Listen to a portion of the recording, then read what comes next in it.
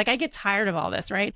So, um, like, do you have specific things that you're doing? I know at the talk that I was at in New York, you mentioned a nonprofit organization. Like, what are you actually really doing tactically to help Black creatives, Black youth that have a vision that might need a little extra to get somewhere, right? Like, what are you actually doing?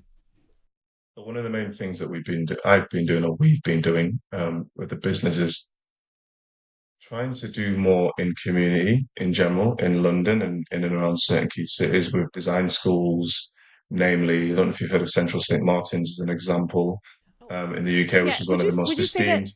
say that again? What is it so people can Central hear St. that? Martins, Central St. Central. Martins, St. Martins, yeah. So some of the UK's greatest designers have come through that school. Do you know what I mean?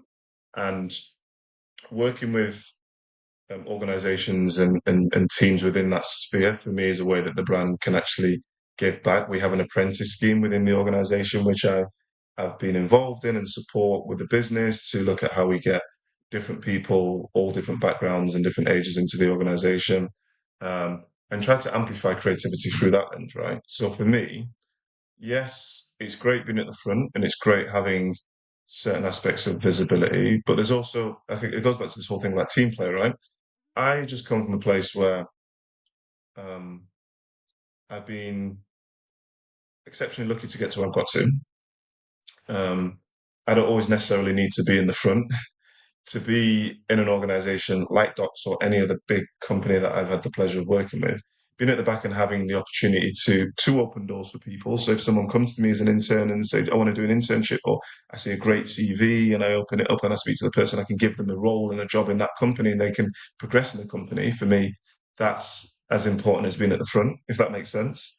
Um, because you never know what that person will end up in 2 or 3 or 10 years, and they could be the next creative director of Celine or the next design director of these companies, of which then you might have the opportunity to go and work with for them. Do you know what I mean? So for me, I look at it from that side. I'd rather lead from the back than necessarily be at the front, because sometimes at the front and this is what I mean by what some of our creative leaders in the last 5 to 10 years have done is they've broken down the doors already.